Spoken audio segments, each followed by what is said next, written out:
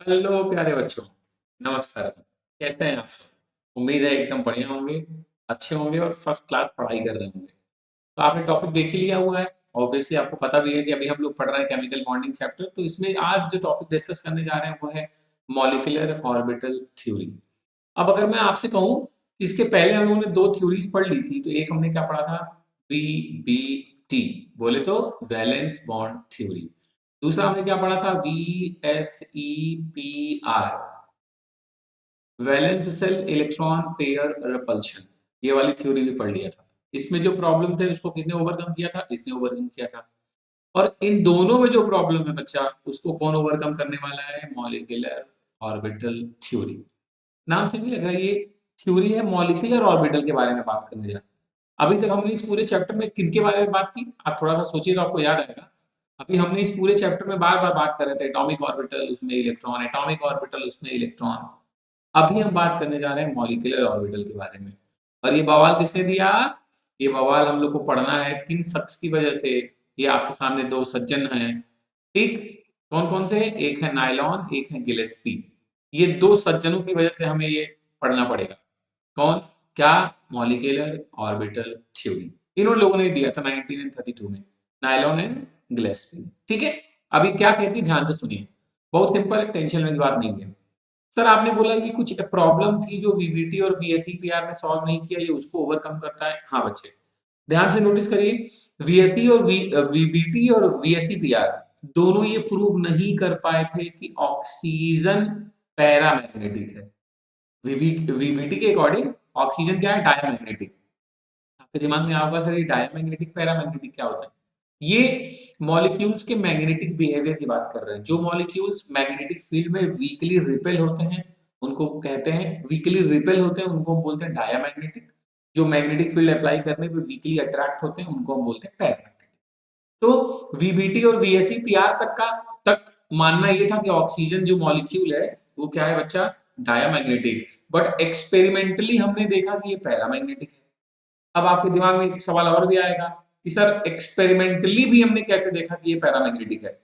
हमने magnetic field लगाया होगा और ये वीकली क्या रहा होगा, क्या कर रहा होगा? अट्रैक्शन शो कर रहा होगा। लेकिन सर ऑक्सीजन तो गैस है, गैस कैसे अट्रैक्ट होगी? ये हमने कैसे चेक किया? तो सिंपल, हमने क्या किया बच्चा, हमने ऑक्सीजन पैरामैग्नेटिक है ये प्रूफ करने के लिए हमने लिक्विड ऑक्सीजन को चुना। और हमने क्या नोटिस किया कि ये मैग्नेटिक बिहेवियर शो करते हैं, वीकली अट्रैक्ट होते हैं टू द मैग्नेटिक फील्ड। तो इसे ये क्लियर हो गया कि ऑक्सीजन कैसा बिहेवियर शो कर रहा है, कैसा मैग्नेटिक बिहेवियर शो कर रहा है, दैट इज पैरामैग्नेटिक। और वीपीटी वीएसईपीआर तो चलो ठीक है, मैग्नेटिक बिहेवियर के बारे में बात भी नहीं करते थे। अभी तक आपने जो भी पढ़े उसमें आपने मैग्नेटिक बिहेवियर नाम भी नहीं सुना होगा, है ना? वो स्ट्रक्चर बता रहे हैं, जियोमेट्री बता रहे हैं, बॉन्ड एंगल बता रहे हैं, मैग्नेटिक बिहेवियर के बारे में बात नहीं किए थे। इसीलिए प्रूव भी नहीं कर पाए कि वाई ऑक्सीजन इज पैरामैग्नेटिक, है ना? तो मॉलिक्यूलर ऑर्बिटल थ्योरी आई और उसने ये प्रूव किया कि ऑक्सीजन पैरामैग्नेटिक है। तो अगर आपसे कोई पूछे कि एमओटी ने क्या प्रूव किया, किस बात, क्या लिमिटेशन ऐसी थी वीबीटी एंड वीएसईपीआर की जिसको ओवरकम किया, तो एमओटी ने प्रूव किया वाई ऑक्सीजन इज पैरामैग्नेटिक। ये प्रूव किया। क्यों है बताया। और कौन प्रूव नहीं कर पाया? वीबीटी एंड वीएसईपीआर प्रूव नहीं कर पाए। अब फंडा ध्यान से सुनिए, जो कुछ मेरे पीछे छुप रहा है एकदम परेशान मत होइए, ध्यान से सुनिए मैं क्या कह रहा हूं। पॉइंट क्या कहता है मॉलिक्यूलर ऑर्बिटल थ्योरी का? जैसे हमने पढ़ा था कि कोवेलेंट बॉन्ड तब बनता है सर जब ऑर्बिटल्स आपस में ओवरलैप करते हैं तो कोवेलेंट बॉन्ड बन जाता है। मॉलिक्यूलर ऑर्बिटल थ्योरी ने बोला क्या बोला? एटॉमिक ऑर्बिटल पहले क्या करते हैं, आपस में कंबाइंड होकर फॉर्म करते हैं मॉलिक्यूलर ऑर्बिटल। एटॉमिक ऑर्बिटल पहले फॉर्म करते हैं मॉलिक्यूलर ऑर्बिटल। और ये मॉलिक्यूलर ऑर्बिटल जब ओवरलैप करते हैं, मतलब ये जब ये फर्दर क्या बनाते हैं? Chemical bond. ध्यान से देखिए इस डायग्राम में आपको क्या दिख रहा है। मैंने बोला ये देखिए एस और एस क्या है? Atomic orbital. ये आपस में क्या हुए? ओवरलैप करके अब ये क्या बनाएंगे? Molecular orbital. आपको लग रहा होगा सर ये दो जगह क्यों बनाए? क्योंकि एक्चुअली मॉलिक्यूलर ऑर्बिटल दो टाइप्स के हैं बच्चे। एक को हम बोलते हैं बॉन्डिंग, जब एटॉमिक ऑर्बिटल का एडिशन हो जाता है ना, तो वो बनता है बॉन्डिंग मॉलिक्यूलर ऑर्बिटल। और जब सब्सट्रैक्शन हो जाता है तो बनता है एंटी बॉन्डिंग मॉलिक्यूलर ऑर्बिटल। तो पहला पोस्टुलेट्स आप कह सकते हैं, पहला पॉइंट आप कह सकते हैं कि एटॉमिक ऑर्बिटल आपस में कंबाइंड होते हैं, बना देते हैं मॉलिक्यूलर ऑर्बिटल। और उनकी आइडेंटिटी क्या हो जाती है, लूज हो जाती है। सिंपल सी बात है, ये बड़ा सिंपल सी फंडा है। हाँ, ये इनके बारे में मैं बात करने वाला हूँ, आप परेशान ना हो कि ये दो वर्ड कहाँ से आ रहे हैं, बॉन्डिंग एंटी बॉन्डिंग क्या होता है, वेट सब धीरे धीरे बढ़ते हैं, ठीक है। चलो आपको ये तो पता ही चल गया यहाँ से कि मॉलिक्यूलर ऑर्बिटल दो टाइप के हैं, एक बॉन्डिंग और एक एंटी बॉन्डिंग। आपने पढ़ा था वीबीटी, आपको याद होगा, बॉन्ड कोवेलेंट बॉन्ड को कैसे रिप्रेजेंट करते थे, सिग्मा और पाई से। तो सिग्मा और पाई से रिप्रेजेंट करते तो वो है बॉन्डिंग, और इन्हीं के ऊपर अगर हम स्टार लगा देते इन्हीं को हम क्या बोलने लगते हैं, एंटी बॉन्डिंग। रिप्रेजेंटेशन, रिप्रेजेंटेशन का तरीका आपको बता रहा हूं। वैसे ये पढ़ते पढ़ते आप सीख जाएंगे, इतनी बार बात हो जाएगी, है ना। चलिए आगे बढ़ते हैं। तो अब एमओटी के पोस्टुलेट्स पे आते हैं। एमओटी कहता है कि जैसे एटॉमिक ऑर्बिटल में इलेक्ट्रॉन्स प्रेजेंट होते हैं, वैसे मॉलिक्यूलर ऑर्बिटल में भी क्या प्रेजेंट होते हैं, इलेक्ट्रॉन्स। प्यारे बच्चे, मॉलिक्यूलर ऑर्बिटल में भी क्या प्रेजेंट होते हैं, इलेक्ट्रॉन्स प्रेजेंट होते हैं, ठीक है। और ये दो तरीके का होता है, आप तो जान ही चुके हो, बॉन्डिंग और एंटी बॉन्डिंग, ठीक है। अभी ये स्ट्रक्चर से कंफ्यूज मत हो, मैं आगे ये स्ट्रक्चर आपको बनाना सिखा दूंगा, डोंट वरी। तो पहला पार्ट क्या निकल के आया कि electrons in a molecules are present in various molecular orbitals. जो इलेक्ट्रॉन प्रेजेंट है मॉलिक्यूल्स में, वो जैसे एटॉमिक ऑर्बिटल में नहीं प्रेजेंट होते थे एस पी डी एफ, वैसे मॉलिक्यूलर ऑर्बिटल में प्रेजेंट होंगे इलेक्ट्रॉन्स मॉलिक्यूल्स के अंदर, है ना। दूसरा पॉइंट क्या कह रहा है कि एटॉमिक ऑर्बिटल वही वाले आपस में कंबाइंड हो सकते हैं जिनकी एनर्जी क्या हो, कंपेरेबल। ये बातें आप कई बार पढ़ रहे हो, बीबीटी में भी यही पढ़ा, बीएससीपीआर में भी यही पढ़ा, और एमओटी यही कह रहा है कि एटॉमिक ऑर्बिटल ऐसा नहीं कि कोई 1s ले लिया और 3p ले लिया, कंबाइन कर रहा है, नहीं होगा। कंपेरेबल एनर्जी होना चाहिए, नियरली इक्वल एनर्जी का होना चाहिए, प्रॉपर सिमेट्री होनी चाहिए, तभी वो फॉर्म करके क्या बनाएगा, मॉलिक्यूलर ऑर्बिटल। तभी वो फॉर्म करके क्या बनाएगा प्यारे बच्चों, मॉलिक्यूलर ऑर्बिटल, ठीक है। बढ़ू आगे, जैसे देखिए एग्जांपल से क्या कह रहा हूं, ये पी जेड है, ये देखिए जेड एक्सिस पे है, ये पी एक्स है, एक्स एक्सिस पे है, इनकी सिमेट्री नहीं है, कैसे ओवरलैप करेंगे, नहीं कर पाएंगे, है ना। यहाँ पे देखिए ये भी पी जेड है, ये भी पी जेड है, प्रॉपरली ओवरलैप कर लेंगे और बॉन्ड फॉर्मेशन होगा। नहीं दिख रहा था तो अभी दिख रहा होगा कि पी जेड इनकी सिमेट्री क्या है, एक जैसी है, तो इन्होंने क्या कर लिया, कंबाइन कर लिया। यहाँ दोनों ही लोचा है, ये देखिए एक तो एनर्जी का भी डिफरेंस है और दूसरा सिमेट्री भी सिमिलर नहीं है। तो ध्यान रखना है कि वही एटॉमिक ऑर्बिटल्स कंबाइंड होकर मॉलिक्यूलर ऑर्बिटल्स बनाएंगे जिनकी एनर्जी कंपेरेबल हो, और प्यारे बच्चों सिमेट्री भी क्या हो, प्रॉपर हो, ठीक है। थर्ड पॉइंट देखिए क्या कह रहा है कि जो एटॉमिक ऑर्बिटल होता है वो होता है मोनोसेंट्रिक, मतलब एक ही सेंटर के अराउंड इलेक्ट्रॉन्स होते हैं, जबकि जो मॉलिक्यूलर ऑर्बिटल होता है ये होता है पॉलीसेंट्रिक। वेरी इंपॉर्टेंट लाइन, ध्यान रखिएगा, एमसीक्यूज में बहुत क्वेश्चन आते हैं इससे, ठीक है। ये देखो एटॉमिक ऑर्बिटल है, तो अब आप समझ रहे हो एक ही एटम है तो एक ही न्यूक्लियस है, तो इन्फ्लुएंस बाय वन न्यूक्लियस। लेकिन मॉलिक्यूलर ऑर्बिटल है तो ऑब्वियसली एच और एच मिलकर H2 बनाएंगे, मॉलिक्यूल बनाना, तो दो न्यूक्लियस के इन्फ्लुएंस में है। देखो इन्फ्लुएंस बाय बोथ न्यूक्लियर, ये जो इलेक्ट्रॉन सराउंडिंग है उनको कौन इन्फ्लुएंस कर रहा है, influence with the both nucleus, यहाँ पे सिंगल। तो इसीलिए बोला जाता है atomic orbitals are monocentric and molecular orbitals is polycentric. Please make sure आपके दिमाग में ये बात रहे, ठीक है। बड़ा सिंपल सी बात है, इमेज बनाएंगे दिमाग में बन जाएगा, याद रहेगा। फोर्थ कह रहा है कि टोटल एटॉमिक ऑर्बिटल कंबाइंड जो होंगे उतने ही मॉलिक्यूलर ऑर्बिटल फॉर्म भी होंगे। ये बातें भी आपको लग रहा होगा सुना सुना ना, सर ये बात तो वहां भी पड़ी थी, हाइब्रिडाइजेशन में भी ऐसा ही हो रहा था सर, जितने ऑर्बिटल्स आपस में हाइब्रिडाइजेशन कर रहे थे उतने ही हाइब्रिड ऑर्बिटल बन भी रहे थे। वही बात यहाँ भी कह रहा है कि total atomic orbital combining equal to total molecular orbital formed, ठीक। और मॉलिक्यूलर ऑर्बिटल दो तरीके का, बॉन्डिंग मॉलिक्यूलर ऑर्बिटल और एंटी बॉन्डिंग, शॉर्ट में बोलते हैं बीएमओ और एबीएमओ। अब समझिए देखिए क्या कह रहा है, जब एटॉमिक ऑर्बिटल कंबाइंड होते हैं तो अगर वो सब्सट्रैक्ट हो गए, सब्सट्रैक्ट एडिशन हुआ मतलब बॉन्ड बना, तो इसलिए उसका नाम भी रखा है बॉन्डिंग मॉलिक्यूलर ऑर्बिटल। और अगर सब्सट्रैक्शन हो गया मतलब बॉन्ड नहीं बना तो उसको क्या बोलते हैं, एंटी बॉन्डिंग।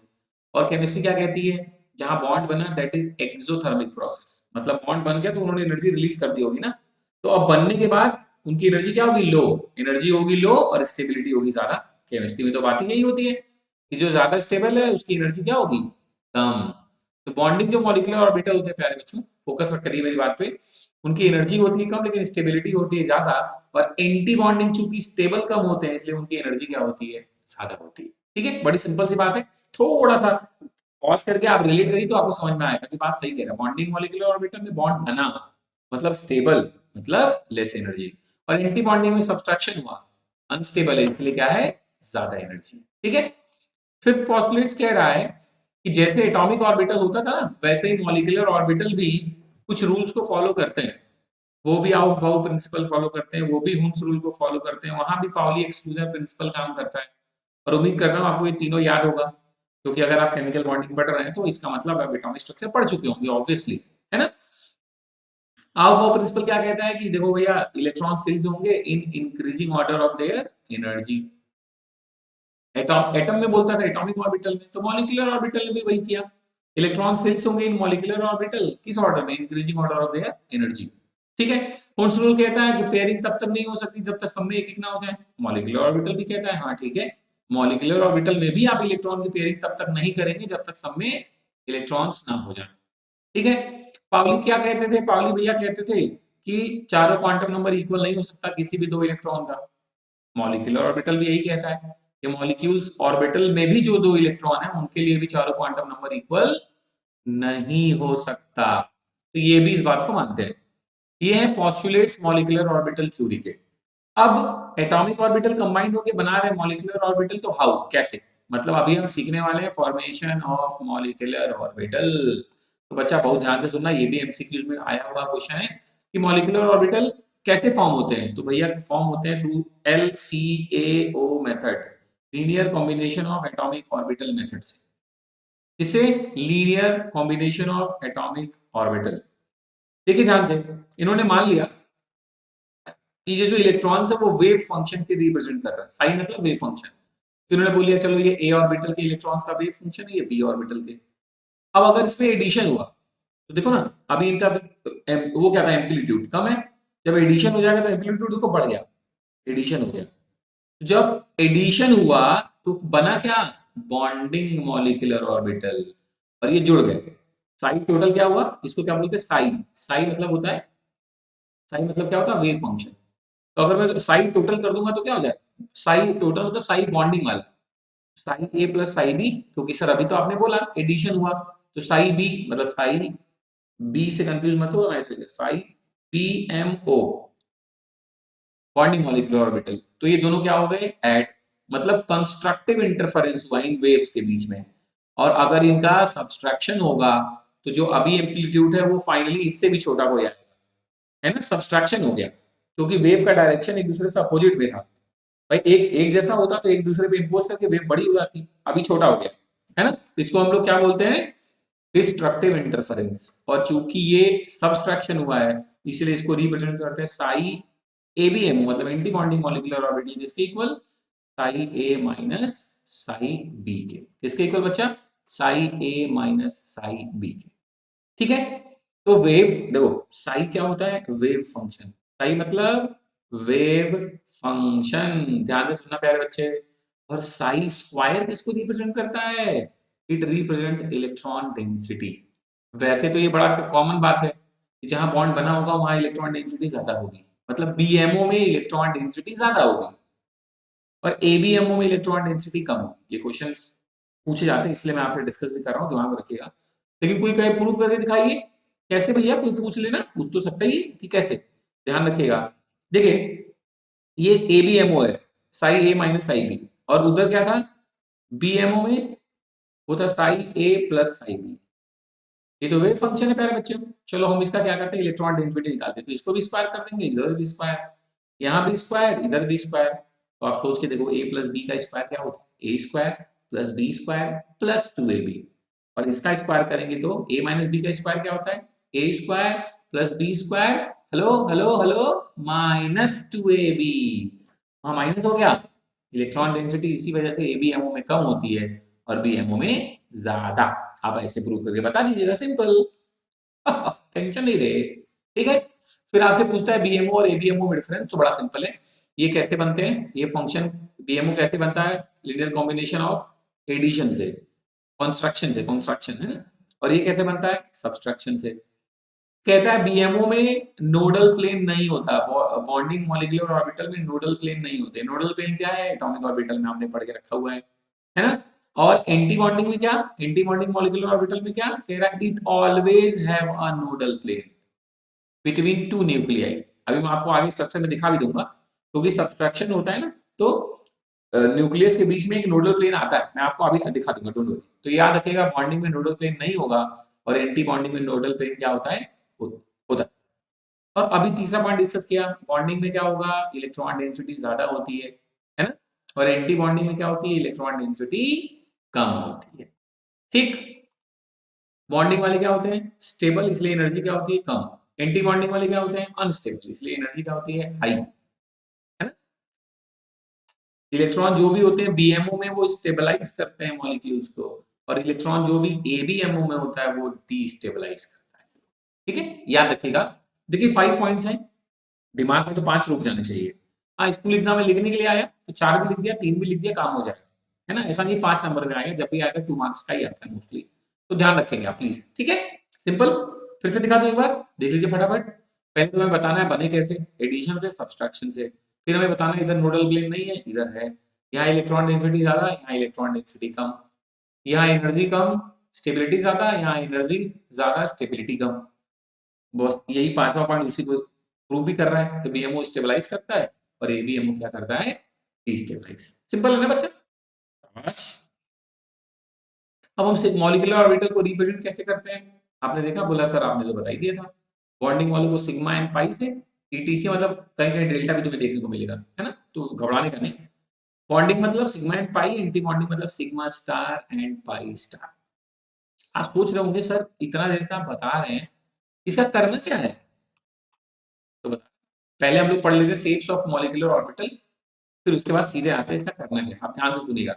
देखिए, ये है 1s एटॉमिक ऑर्बिटल, ये है 1s एटॉमिक ऑर्बिटल। अगर इनका क्या हुआ, कॉम्बिनेशन, कंस्ट्रक्टिव इंटरफेरेंस हुआ, तो क्या बना, बॉन्डिंग। ये देखिए बॉन्डिंग हो गया, दोनों आगे बॉन्ड बन गया। और अगर डिस्ट्रक्टिव हुआ तो एंटी बॉन्डिंग। यही देखिए नोडल प्लेन है प्यारे बच्चों, जो भी मैंने बोला था, यही क्या है, नोडल प्लेन, है ना। यहाँ पे इलेक्ट्रॉन डेंसिटी, देखिए यहाँ पे एंटी बॉन्डिंग हुआ ना, बॉन्ड नहीं बन रहा है, एंटी बॉन्डिंग हो रहा है। तो देखो उसको रिप्रेजेंट किया गया सिग्मा स्टार से, और इसको रिप्रेजेंट किया गया है सिग्मा से। सिग्मा आई होप आपको याद हो, लेकिन फिर भी मैं बता देता हूँ। सिग्मा कब बनता था, जब इंड ऑन इंड ओवरलैपिंग होती थी, मतलब एस एस के बीच, एस पी जेड के बीच, और पी जेड के बीच। यहाँ कौन सा बॉन्ड बनता है बच्चा, सिग्मा। और पाई ऑब्वियसली कहाँ बनता था, पी एक्स के बीच, पी वाई के बीच बनता था पाई बॉन्ड। तो आपको यहाँ क्यों सिग्मा दिख रहा है, क्योंकि 1s आए, एस और एस, इसलिए मैंने सिग्मा से रिप्रेजेंट किया है। ध्यान रखिएगा, अगर पाई दिखा तो मतलब समझ लीजिएगा कि ये वाले orbitals atomic orbital molecular orbital बना रहे हैं, इसलिए लिखा जा रहा है, आपको आगे दिखेगा। ठीक है, ध्यान से देखिए। कह रहा है, अभी हम स्ट्रक्चर के बारे में बात कर रहे हैं। अब देखो 2pz और 2pz आए, pz ओहो क्या बनेगा, सिग्मा। अब देखो यहाँ पे क्या लिखा है मैंने, सिग्मा 2pz। देखो क्या हुआ, कंस्ट्रक्शन हुआ, एडिशन हुआ, एडिशन, देखो एडिशन हो गया। ये ब्लू वाला, ये ब्लू वाला मिल गए, और ये छोटे छोटे, ऐसे रिप्रेजेंटेशन ही होता है, लेकिन यहाँ पे नहीं हुआ, नोट्स आए बीच में, है ना। तो ये रिप्रेजेंटेशन का तरीका है। वैसे आपको हर बार इतना बड़ा बड़ा ऐसे बनाना नहीं होता, बस लिखना होता है, sigma 2pz, sigma star 2pz लिखना होता है। ये बस मैं आपको समझा रहा हूँ, ठीक है, ध्यान रहेगा। देखिए पाई क्यों आया, अब आपका दिमाग चल रहा होगा, अरे सर पीएक्स है ना, पीएक्स, पीएक्स पी वाई ये पाई ही बनाते हैं सर। तो एक बार बॉन्डिंग वाला पाई बना, ये देखिए बॉन्ड बन गया, और एक बार एंटी बॉन्डिंग वाला बन गया, ये देखिए नोडल प्लेन, इधर इलेक्ट्रॉन इधर इलेक्ट्रॉन। ठीक है, पक्का। अब विजुअलाइजेशन आपके दिमाग में रुक गया होगा, ठीक है, चलिए आगे बढ़ते हैं। अब कहता है कि आपको मॉलिक्यूलर ऑर्बिटल डायग्राम बनाना है।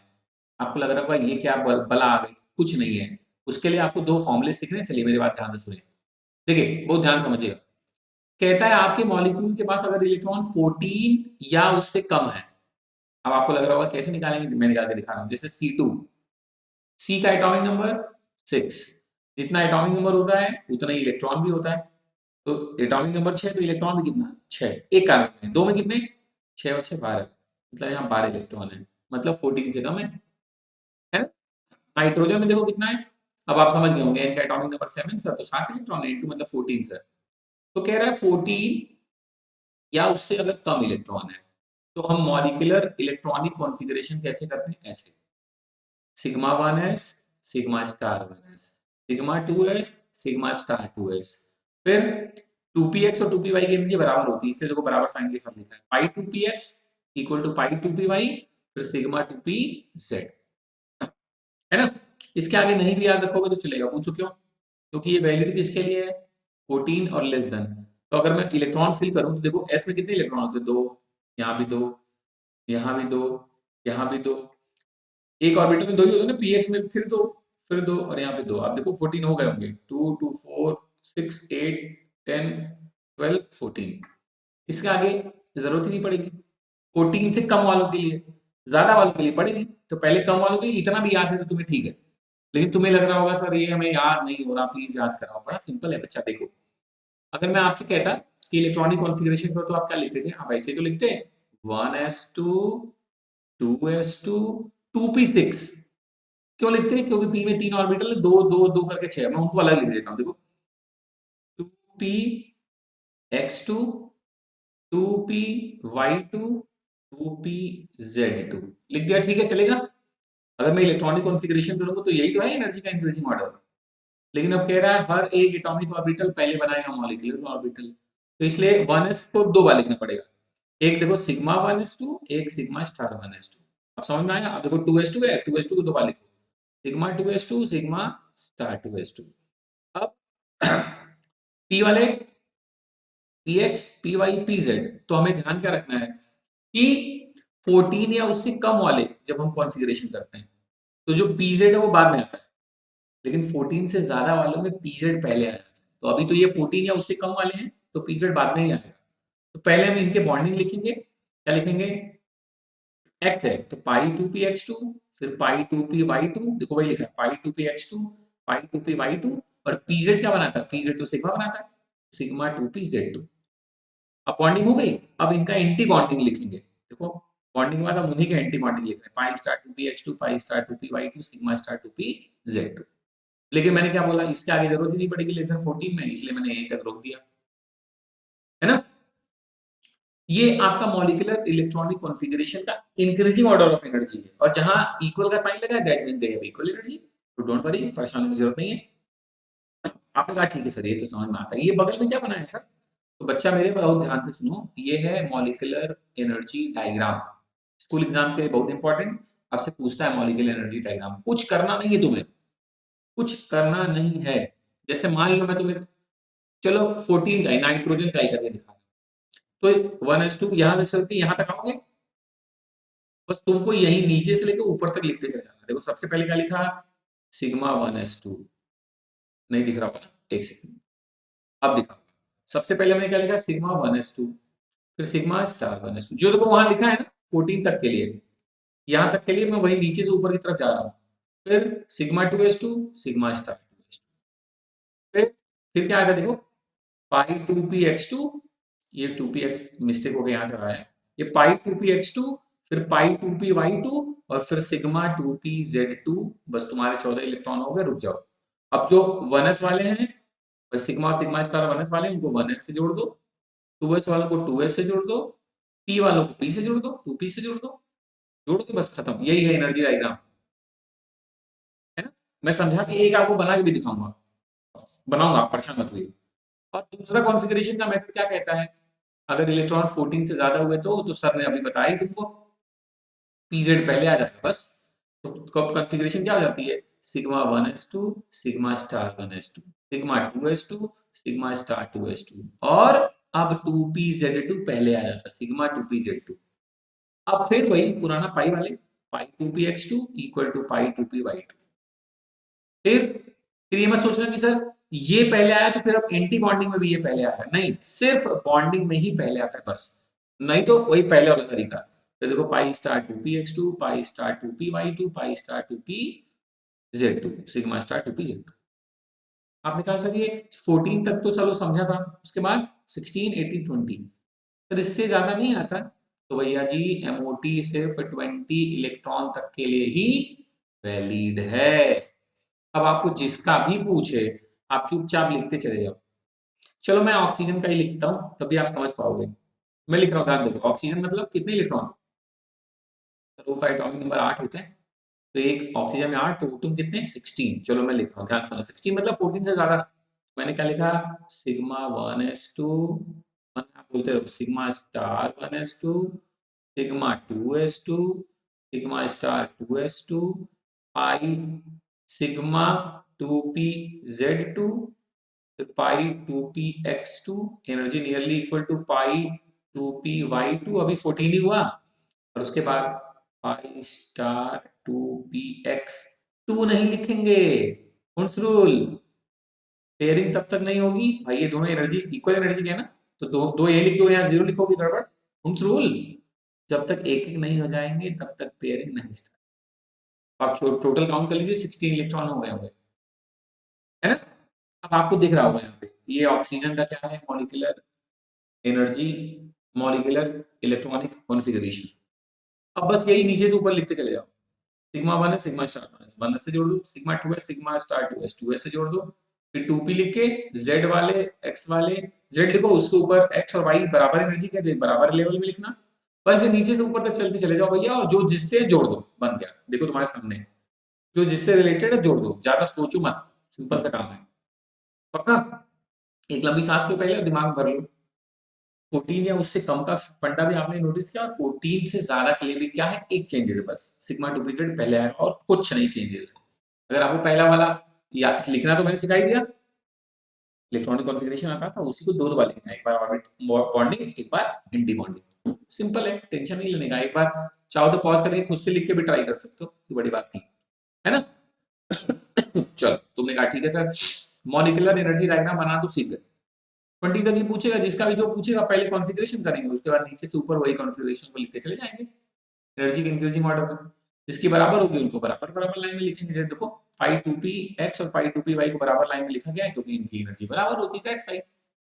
है ना चलो आगे बढ़ता हूँ अब आपके दिमाग में आया होगा सर इतना आपने चिल्ला चिल्ला पढ़ाया जरूरत क्या है तो भैया जरूरत ही तो सबसे इंपॉर्टेंट है ध्यान से सुनिए जरूरत क्या है अब अगर आप मॉलिक्यूलर ऑर्बिटल थ्योरी सीख गए तो आप बॉन्ड ऑर्डर निकाल सकते हैं किसी का बॉन्ड लेंथ पता कर लग सकते हैं stability magnetic nature bond order तो आप पहली बार तो नाम सुने नहीं बॉन्ड ऑर्डर का मतलब होता है मॉलिक्यूल्स के बीच में बॉन्ड कितना है वही होता है bond order the number of bonds present between atom in molecule is known as bond order bond length तो चलो तुम जान ही रहे हो स्टेबिलिटी का आइडिया भी लग जाता है और मैग्नेटिक नेचर का भी कैसे लगता है चलो तुम फटाफट सुनो सबसे पहले क्या है बॉन्ड ऑर्डर निकालने का तरीका तो बॉन्ड ऑर्डर निकालने का फॉर्मूला है bond order equal to 1/2 number of bonding electron minus number of anti bonding electron अभी आप कॉन्फ़िगरेशन कर ही रहे थे है ना आप बॉन्डिंग इलेक्ट्रॉन जोड़ लो एंटी बॉन्डिंग जोड़ लो उनको माइनस करके 2 से डिवाइड कर दो वही आ जाता है बॉन्ड ऑर्डर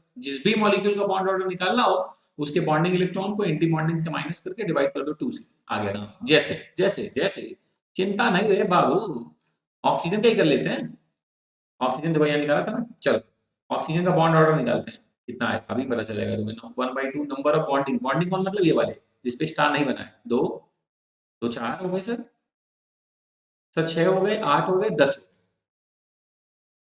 टोटल 16 इलेक्ट्रॉन का किया था तो ऑब्वियसली बचा क्या होगा 6 देख भी सकते हो 2 2 4 1 5 1 6 तो 10 में से 6 या 4 4 डिवाइड बाई 2 मतलब 2 थोड़ा अपने दिमाग में जोड़ डालो तो तुम्हें याद आएगा अरे हाँ सर O2 में O और O के बीच में डबल बॉन्ड तो होता है हाँ बॉन्ड ऑर्डर निकल गया सर सही सही ठीक है तो पहला एप्लीकेशन है बॉन्ड ऑर्डर निकाल देंगे कैसे number of bonding electron minus number of anti bonding electron divide by 2 bond order निकल गया ठीक और जिसका जितना ज्यादा बॉन्ड ऑर्डर अच्छा बॉन्ड ऑर्डर जिसका जितना ज्यादा बॉन्ड ऑर्डर ज्यादा मतलब उसको तोड़ना उतना मुश्किल मतलब बॉन्ड स्ट्रेंथ हो गई ज्यादा और बॉन्ड स्ट्रेंथ हो गई ज्यादा मतलब बॉन्ड लेंथ क्या हो गई कम बॉन्ड लेंथ क्या हो गई कम तो अगर आपने बॉन्ड ऑर्डर निकाल लिया जैसे मान लो तुम्हारा तुमने अपना बॉन्ड ऑर्डर निकाला वो आया 2 मैंने अपना बॉन्ड ऑर्डर निकाला वो आया 3 तो कौन ज्यादा स्टेबल जिसका बॉन्ड ऑर्डर जितना ज्यादा वो बॉन्ड उतना ही स्ट्रॉन्ग तोड़ने उतना ही मुश्किल होगी मतलब उतना ज्यादा स्टेबल बॉन्ड ऑर्डर ज्यादा बॉन्ड स्ट्रेंथ ज्यादा बॉन्ड लेंथ कम यहीं पर मैं स्टेबिलिटी भी लिख देता हूँ वरना कंफ्यूज हो जाओगे स्टेबिलिटी भी उतनी ही ज्यादा बॉन्ड ऑर्डर के हिसाब से सिंपल बात है यार डबल बॉन्ड तोड़ना मुश्किल है या ट्रिपल तो ट्रिपल तोड़ना मुश्किल है हाँ तो बॉन्ड ऑर्डर बढ़ा मतलब बॉन्ड स्ट्रेंथ भी बढ़ गया मतलब स्टेबिलिटी भी बढ़ गई और स्ट्रेंथ और लेंथ एक दूसरे के क्या होते हैं इनवर्सली है ना तोड़ना अगर आसान है मतलब अगर ज्यादा प्यार मतलब बॉन्ड स्ट्रेंथ ज्यादा तो इसका मतलब दूरी क्या होगी कम बड़ा सिंपल है यार ये तो है ना दूसरा बॉन्ड लेंथ, अब आपने अभी पढ़ लिया कि सर बॉन्ड ऑर्डर और बॉन्ड लेंथ आपस में क्या है, इनवर्सली प्रोपोर्शनल। अगर बॉन्ड लेंथ बढ़ेगा तो बॉन्ड ऑर्डर कम होगा, बॉन्ड ऑर्डर बढ़ेगा तो बॉन्ड लेंथ कम होगी, है ना। देख लीजिए, कह रहा बॉन्ड ऑर्डर अगर 1 है तो लेंथ देखो 153 थी, बॉन्ड ऑर्डर बढ़ गया लेंथ कम हो गई, और बढ़ गया और कम हो गई, है ना। बड़ा सही क्लियर है। तीसरा क्या है, स्टेबिलिटी। सर अभी तो बता दिया मैंने आपको कि जितना ज्यादा बॉन्ड ऑर्डर उतना ज्यादा स्टेबिलिटी। मान लो दोनों लोग का बॉन्ड ऑर्डर सिमिलर है सर, तब कैसे निकालेंगे स्टेबिलिटी, तब नंबर ऑफ बॉन्डिंग इलेक्ट्रॉन ज्यादा एंटी बॉन्डिंग से ज्यादा स्टेबल। अगर एंटी बॉन्डिंग वाला ज्यादा बॉन्डिंग से अनस्टेबल। अगर एंटी बॉन्डिंग और बॉन्डिंग बराबर तो इसका मतलब N B minus N A upon two क्या आएगा, जीरो। मतलब वो मॉलिक्यूल एग्जिस्ट ही नहीं करता। ठीक है, हेलो, देख लीजिए आप यहाँ पे एग्जांपल H2 मॉलिक्यूल का इन्होंने निकाला बॉन्ड ऑर्डर। वैसे H2 मतलब कितने इलेक्ट्रॉन, दो। सिग्मा 1 H2 लिखा, खत्म हो गया, आगे जा ही नहीं पाएंगे अभी। तो 2 - 2 मतलब ये आ गया 1। तो आपने नोटिस भी किया है H2 में H और H के बीच में कैसा बॉन्ड होता है, 1। लेकिन अगर मैं वही बात करूं किसके बारे में बाबूजी, हीलियम He2, तो आपको पहले से दिमाग सोचोगे तो तुम्हें लगेगा यार हीलियम नोबल गैस है सर, ये मॉलिक्यूल बनाएगी ही नहीं। ये प्रूव भी हो जाएगा, देखो हीलियम में कितना इलेक्ट्रॉन, 4 टोटल। भाई एक He में कितने, दो, तो दो है तो कितने हो गए, 4। 4 मतलब सिग्मा 1 S2 और सिग्मा स्टार 1 S2। तो बॉन्डिंग इलेक्ट्रॉन दो, एंटी बॉन्डिंग भी दो, तो 2 - 2 0, 0/2 मतलब 0। मतलब सर ये मॉलिक्यूल नेचर में एग्जिस्ट नहीं करेगा, है ना। चौथा क्या था, मैग्नेटिक बिहेवियर, तो मैंने आपको बता ही दिया। जब आप मॉलिक्यूलर इलेक्ट्रॉनिक कॉन्फ़िगरेशन करोगे, वैसे तो हर जगह लिखते हो ना 2 2 2, अगर कहीं भी 1 रह गया मतलब अनपेयर्ड इलेक्ट्रॉन, तो वो कंपाउंड कैसा होगा, अनपेयर्ड होगा तो वो कंपाउंड कैसा होता है, paramagnetic, and they are little attracted towards the magnetic field. और अगर सारे इलेक्ट्रॉन पेयर्ड है, मॉलिक्यूलर ऑर्बिटल कॉन्फ़िगरेशन में सबके सब पेयर्ड है, सब जगह दो दो दो दो दो ही लिखा है, पेयर्ड है, तो इसका मतलब आपका मॉलिक्यूल्स क्या है, डायमैग्नेटिक। मैंने स्क्रॉल कर दिया, आप अभी सुन रहे थे, अगर कुछ छुप रहा होगा तो अभी दिखेगा क्या है, डायमैग्नेटिक। मतलब ये मैग्नेटिक फील्ड अप्लाई करने पे वीकली रिपेल होगा, रिपल्शन शो करेगा। पक्का, क्या क्या सीखा, bond order, bond length, stability और मैग्नेटिक बिहेवियर, है ना। बॉन्ड बॉन्ड स्ट्रेंथ भी पूछ सकता था, बॉन्ड डिसोसिएशन एनर्जी भी बोल सकता है। तो हाँ, जो ज्यादा स्टेबल है वही स्ट्रेंथ भी ज्यादा, स्टेबिलिटी भी ज्यादा, एनर्जी भी ज्यादा, एक ही बात है, परेशान मत होना। चलो एक दो एग्जांपल करते हैं फटफट। आपसे उन्होंने पूछा H2 के बारे में, तो यार देखो H2 का मॉलिक्यूलर कॉन्फ़िगरेशन करोगे तो क्या, सिग्मा 1s2, बॉन्ड ऑर्डर क्या आएगा, 1, थोड़ी देर पहले निकाला ही था। और दो, एक में दो इलेक्ट्रॉन है मतलब पेयर्ड है, तो नेचर कैसा हो गया, डायमैग्नेटिक। नेचर कैसा हो गया, डायमैग्नेटिक। वैसे ही H2 प्लस के बारे में बोल रहा है, H2 मतलब दो इलेक्ट्रॉन, प्लस मतलब एक कम हो गया, फिर एक, एक मतलब सिग्मा 1s1, तो बॉन्ड ऑर्डर कितना आया, हाफ। और अनपेयर्ड है मतलब पैरामैग्नेटिक। तो अगर मैं तुमसे पूछूं कि बताओ H2 और H2 प्लस में कौन ज्यादा स्टेबल, तो तुमने अभी नोटिस किया H2 का बॉन्ड ऑर्डर कितना आया था, 1, और H2 प्लस में बॉन्ड ऑर्डर कितना आया, 0.5। कौन ज्यादा स्टेबल, H2। किसके बॉन्ड स्ट्रेंथ ज्यादा, H2। बॉन्ड डिसोसिएशन एनर्जी किसकी ज्यादा, H2। बॉन्ड लेंथ किसकी ज्यादा, H2 प्लस, है ना। और मैग्नेटिक बिहेवियर की बात करें तो ये वाले भैया जी कैसे थे, डायमैग्नेटिक, और ये वाले भैया जी कैसे हैं, पैरामैग्नेटिक, है ना। ठीक है, समझ में आ रहा होगा। वैसे आप H2 माइनस के भी लिए कर सकते हैं, और ऐसे क्वेश्चन तीनों क्यों करा रहा हूँ, क्योंकि ऐसे बहुत बार क्वेश्चन पूछ जाते हैं। N2 ले लेगा, N2 प्लस ले लेगा, N2 माइनस ले लेगा, पूछेगा बताओ अरेंज करना है बॉन्ड लेंथ के ऑर्डर में, स्टेबिलिटी के ऑर्डर में। तो बस तरीका वही है, सबसे पहले निकाल लीजिए आप बॉन्ड ऑर्डर।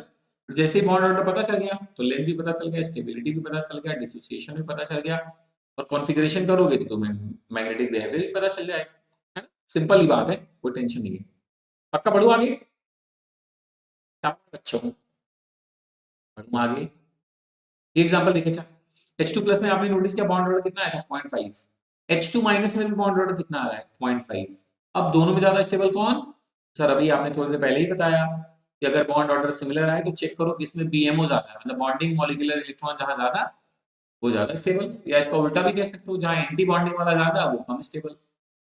ये भी तो कर सकते हो, एक ही बात है, टेंशन मत लो। तो देखो कह रहा है H2 प्लस और H2 माइनस में H2 माइनस कम स्टेबल है, क्यों, क्योंकि उसमें ABMO है, इलेक्ट्रॉन प्रेजेंट है। है ना। H2 माइनस में देखो एंटी बॉन्डिंग वाला इलेक्ट्रॉन भी तो आ गया, जबकि H2 प्लस में सिर्फ सिग्मा 1s1 ही लिखा हुआ था, मतलब एंटी बॉन्डिंग नहीं था, है ना। दिमाग चल रहा होगा। चलो अब पांच। तो वैसे ये हीलियम का एग्जांपल है, मैं धीरे से सॉल्व कर रहा हूँ, आप फटफट क्रॉस चेक भी कर सकते हैं।